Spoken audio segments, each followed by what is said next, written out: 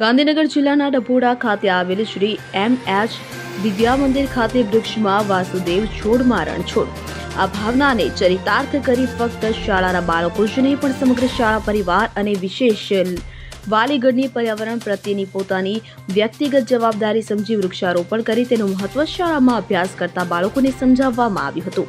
સમગ્ર શાળામાંથી 350 બાળકોને પસંદ કરી તેમના વાલીગણ સાથે ચર્ચા કરી તેમને નક્કી કરેલ જગ્યાએ અમારી શાળા પરિવાર દ્વારા 4 ટીમ બનાવી વૃક્ષારોપણની જવાબદારી ઉપાડી લીધી હતી કે જેમાં ગત વર્ષ કરતા આ વર્ષે વાલીઓની રજૂઆતને ધ્યાને રાખી ફળ આપનાર વૃક્ષ તેમજ આયુર્વેદ છોડ અને ફૂલ છોડનો પણ સમાવેશ કરવામાં આવ્યો છે.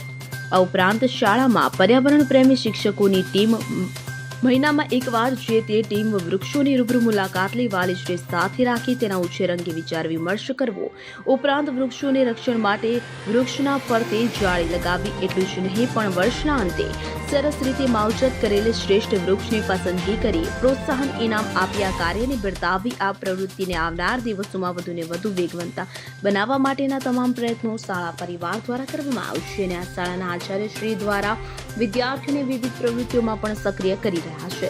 Agarsinh Chauhan, CN24 news, Harsoli Dehgam.